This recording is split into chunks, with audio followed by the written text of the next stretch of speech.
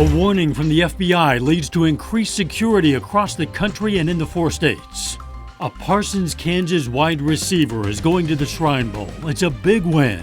I'm glad I'll get to play again in high school. But we'll tell you how a loss I'm proud it was for him. helped provide the motivation to perform at such a high level. The 4 states' most watched news starts now. The FBI issues a warning to step up security as we get closer to Inauguration Day. This is KOAM News at 10. The FBI says there's a possibility of armed protests at all 50 state capitals ahead of and on the day of President-elect Biden's inauguration.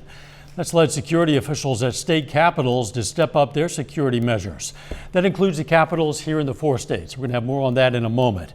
But first, 10,000 National Guard troops are already in D.C. or on their way, and that number could go up to 15,000. The Washington Monument has closed, and the Park Service says it may shut down other public areas in the coming days. President Trump approved D.C. Mayor Muriel Bowser's request for an emergency declaration. She's urging people to stay home. In our area, officials with the capitals in Missouri, Oklahoma, and Kansas tell us they're all monitoring the situation closely. Over the summer, a similar situation arose when rumors began circulating that people associated with Antifa were planning demonstrations in Joplin and a number of other communities. The rumors turned out to be unfounded, but the Joplin Police Department was prepared. And while there's no indications of any planned protests in the city leading up to President-elect Biden's inauguration, officials with the JPD say they're always working with other agencies to stay ahead of any potential threats. I can't go into specifics about what exact plans that we have in place to respond, but I can assure you that the Joplin Police Department, we think about response to certain things and how we would handle it, and we have our officers trained to respond adequately to these events if they were to occur. Again, Davis says he wants to emphasize that there are not any current threats or concerns for the city of Joplin. With just over a week left in President Trump's term, lawmakers are taking steps aimed at removing him from office. Democrats have been leading the push, but now some top Republicans are joining them. Skylar Henry reports from Capitol Hill.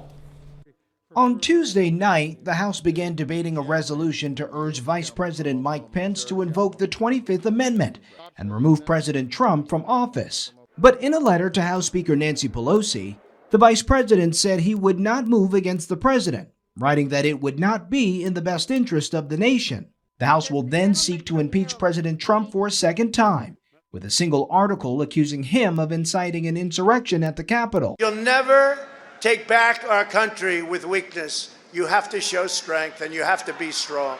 In his first public appearance since last week's violence, the president denied he was responsible for what happened. If you read my speech, and many people have done it, and I've seen it both in the papers and in the media, on television, it's been analyzed, and people thought that what I said was totally appropriate. The president said Democrats are dividing the nation. To continue on this path, I think it's causing tremendous danger to our country, and it's causing tremendous anger. Here on Capitol Hill, there are signs of growing division within President Trump's party. A handful of GOP lawmakers say they support the impeachment effort. That includes Wyoming Congresswoman Liz Cheney, the House's third-ranking Republican. In a statement, she said the president could have immediately and forcefully intervened to stop the violence.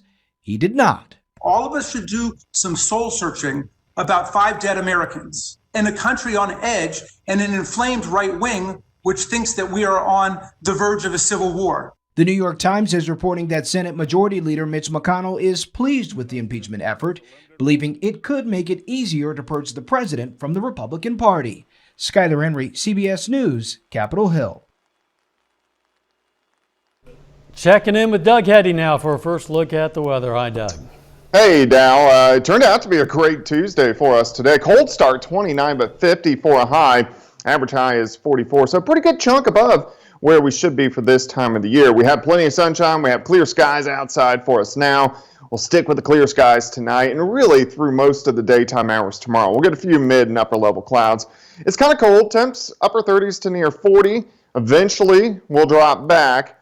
later on tonight. You can see as we work to about 4 o'clock in the morning, we'll be right around the freezing mark, and then we're going to quickly warm up as we work through the daytime hours for us tomorrow.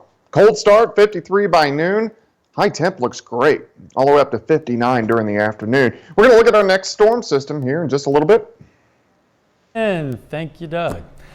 Pittsburgh City Council tonight voted to add the LGBTQ community to the non-discrimination ordinance of the city code. The ordinance prohibits discrimination in employment, housing, and public accommodations. I think that people feel really good about this. It's progress. It's a step forward in the right direction. And there's more to be done and probably more issues to look at down the road, right? But this is a starting place and a very good starting place.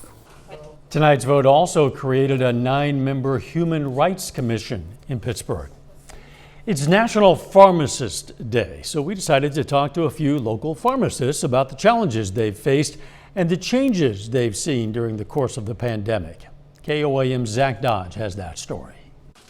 Over the last several months, locally owned pharmacies like Stone's Corner Pharmacy have had to make quick adjustments. We knocked out walls, enlarged our lobby, remodeled our second location as well. During stay-at-home orders last spring, the pharmacy had to convert to drive-through only and ramped up delivery to make sure they could get medications to those that need them. In the beginning, it was just kind of handle the basic things. And since then, owner Chad Isaacs has noticed another change. People are much more aware of their health. They do ask more questions. They want to stay healthy in any way they can. People got flu shots this year who have never got a flu shot in their life. What's a clinical trial and what are side effects, and how does a vaccine work? Pharmacist Amanda Wilson at Prater's Pharmacy says, as pharmacists, they do a lot more than just fill prescriptions. That's never been more true than now when they've had several people come to them for healthcare advice when they're uncomfortable going to a hospital. Whether it's just,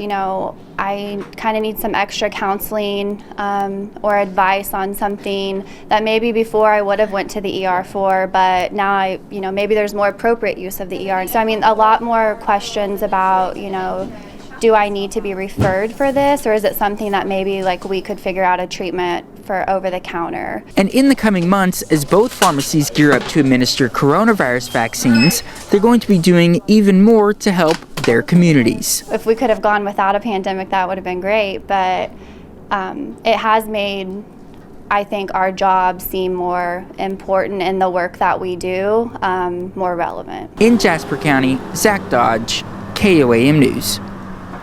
Both pharmacies are offering appointment-free flu shots and free prescription delivery. Still ahead, there are now more vaccines than eligible recipients for COVID-19, but changes are coming. This next phase reflects the urgency of the situation. We'll tell you how the Department of Health and Human Services is switching things up to get more needles into arms, and the new piece of documentation travelers will need before coming into the U.S. Freeman and Mercy hospitals currently have a combined total of more than 100 COVID patients. Freeman has 55 patients. That's 6 more than last report. 4 of Freeman's patients are in Neosho. 16 Freeman patients are in intensive care. Mercy Hospital currently has 56 COVID patients. That's 2 more than last report and 16 more than just a couple of weeks ago. There are now more vaccines than the number of Americans in the limited first priority group. That's what the Secretary of the Department of Human Health Services says is the current situation when it comes to the COVID-19 vaccines. The department announced sweeping changes today, hoping to speed up the process and get more of the most vulnerable Americans vaccinated. Mary Maloney has more on the announced changes. This next phase reflects the urgency of the situation. The Department of Health and Human Services announcing 4 big changes to its COVID-19 vaccine rollout guidelines, hoping to get as many Americans vaccinated as quickly as possible after a lagging and disappointing first month. The department says vaccine production is now predictable enough that they can release the entire current supply while ensuring timely second doses for everyone. Those changes follow last week's announcement by the incoming Biden administration that it was planning to do the same thing. We clearly have enough vaccine at this point to begin to expand and get more and more of the vulnerable individuals in our country vaccinated. The second change, asking all states to open up vaccinations to everyone age 65 and older and adults under 65 with a comorbidity. States should not be waiting to complete 1A priorities before proceeding to broader categories of eligibility. HHS also wants states to not have vaccinations centered at hospitals and allow for more channels of distribution into the communities. States should move on to pharmacies, community health centers, and mass vaccination sites. And finally, in 2 weeks, states will be allocated vaccines based on how fast they're administered and the number of residents 65 and older. It gives states a strong incentive to ensure doses are going to work protecting people rather than sitting on shelves or in freezers. In Washington, I'm Mary Maloney. All international air travelers will soon be required to have a negative COVID-19 test just to enter the U.S. The director of the U.S. Centers for Disease Control and Prevention signed an order this week for passengers showing proof of a negative test. That order takes effect on January 26th. The rule states all passengers must have a negative test within 3 days of boarding their flight. The CDC wants airlines to confirm the negative test of each person. If a passenger doesn't take one, the airline is advised to not let them board. Doug Hetty is up next with his complete forecast. And later, a Parsons wide receiver earns a spot in the Shrine Bowl. We're going to tell you what he said motivated him to perform at such a high level. Come see us.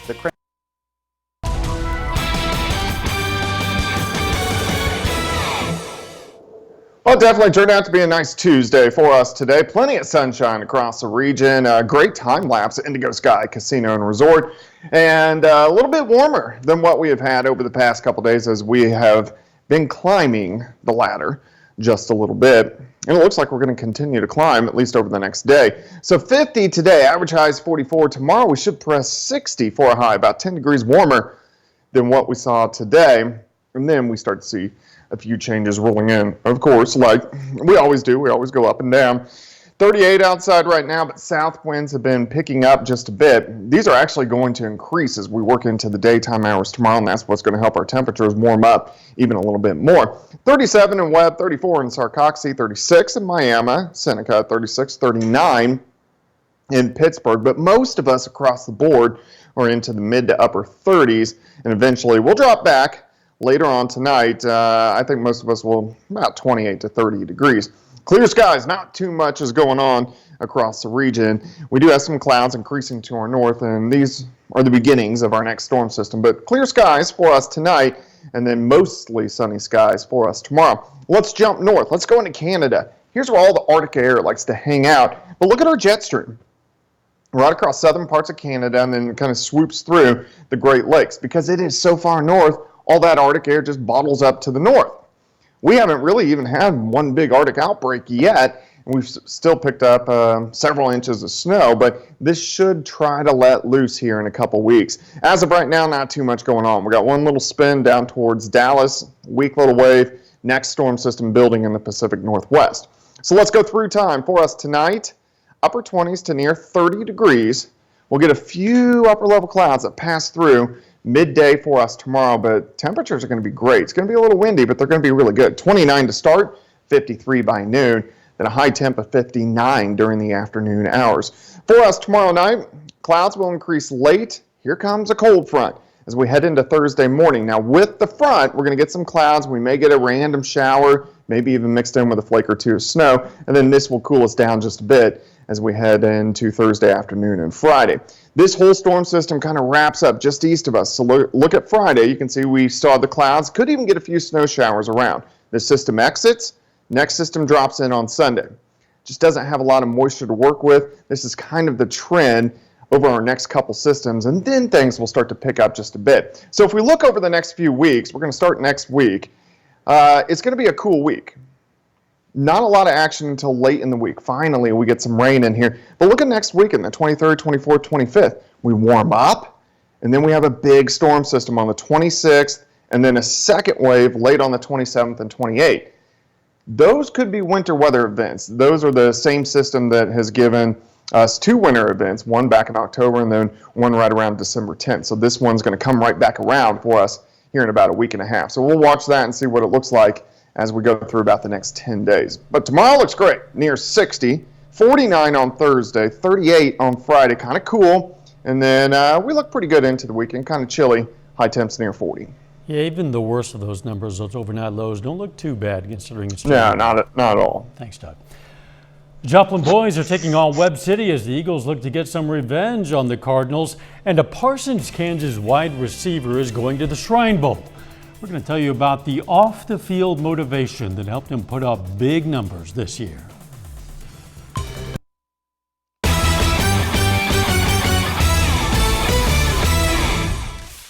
The Joplin Eagles finished as the runner-up at the Kaminsky Classic on Saturday, and they finished second to the Webb City Cardinals.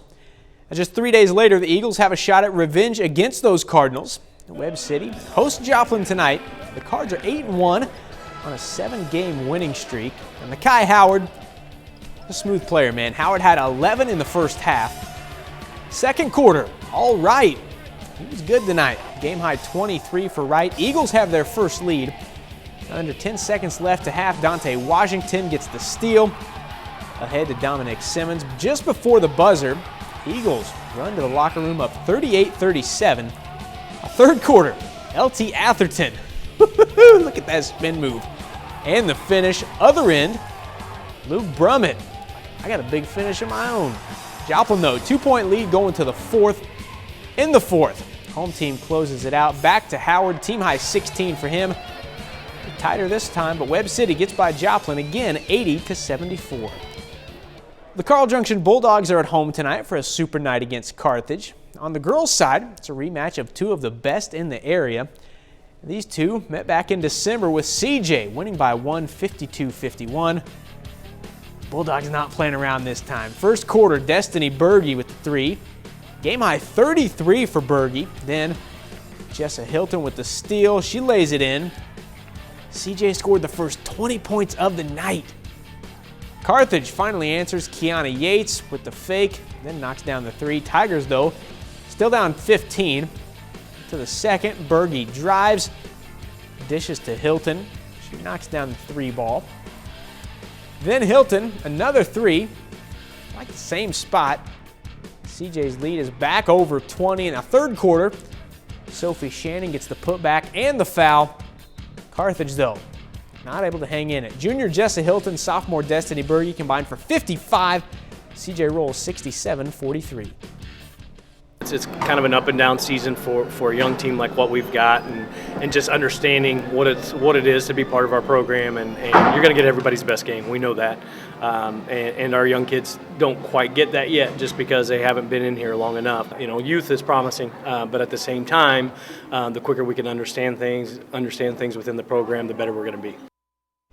To the boys' side, COC league opener for the Tigers against Carl Junction. Started off in the first, Justin Ray, 3 from the top of the key. Tigers up 1. And the CJ responds. Other end, Milos Durfelt drops in 3 from the left side. Bulldogs now up 2. Later in the quarter, a dish out to Ray. 15 points for Ray. All of them from deep. To the second, Sincere Williams here with the steal. Takes it to the bucket for the lay-in. Game high 17 for Williams. CJ boys make it a sweep, beating Carthage 62-58. Parsons High School senior Tanner Barkis has been selected to play in the 2021 Kansas Shrine Bowl. We caught up with Barkis today to talk about what the selection means to him after a special season. Parsons wide receiver Tanner Barkis will have a chance to play one more game this summer. I'm very glad for that because I really do love football, and I'm glad I'll get to play again in high school. Barkis has been selected to play in the Kansas Shrine Bowl after posting 75 catches for more than 1,000 yards with 13 touchdowns in the fall. It's about Tanner, and it's also about Tanner's teammates. I think it means a lot to them as well to be able to see their teammate play in this game. It was just very exciting and pretty thrilling to know that I'd be doing it, and it was pretty heartwarming too, just being around my family and then all of them told me how proud they were of me and stuff like that. He's special. You know, he's a special player. He's also a special kid. Tanner's kind of waited his turn here at Parsons, and we've had some great receivers. He kind of burst onto the scene early this year, and we just fed him the rock because he was making play after play, and just, you know, when a guy's doing that, you want to get him the ball as much as possible. It was a special season for Barkus, not just for the numbers. He and the team dedicated the season to his grandfather and former Parsons coach Don Barkus, who passed away last summer. That was a big part of my motivation in season. It was the biggest part, really. Losing someone that means so much to not only Parsons High School, but, you know, the community of Parsons. And, you know, it gave us extra motivation to go out there and fight for Don Barkus every single Friday night. It just meant a lot. It really meant everything to me. I'm proud it was for him. The Parsons senior is headed to school at KU after graduation, but he has not closed the door on playing in college if given the right opportunity. I joke around with people and I say that, you know, Tanner Barkus is almost too smart to play football. What coach wouldn't love a kid that has a 4.4 GPA, you know, shows up on time to practice, 100% weight room attendance, works hard every single day. You know, it's a coach's dream to have a kid like that on their team. But for now, he's just focusing on his next game, the Shrine Bowl in June. It's a great honor to be able to play for them, and just that's really what it's all about when it comes down to it. Regardless of what happens during the game, it's about them. So it's one of the biggest honors I've had in my life. 3 other local players will play in the Kansas Shrine Bowl this summer. Coffeyville's Darrell Jones, Girard's D. Weidman, and Caleb Murillo from Columbus. That's a look at sports. We're back with more news after this. Take time to honor a local veteran, Major Kathy Margrave. The Pittsburgh native served in the U.S. Army, and we are proud to salute Major Kathy Margrave, tonight's 4-state hero. Doug Hetty, give us another nice day tomorrow. All right, looks pretty good. We're going to have mostly sunny skies, high temp pushing 60, so a high temp of 59. A few showers rolling in Thursday morning and turning cooler Thursday and Friday and into the weekend. Thanks, Doug, and thank you for joining us. We'll see you right back here tomorrow. Let's take care of ourselves and each other.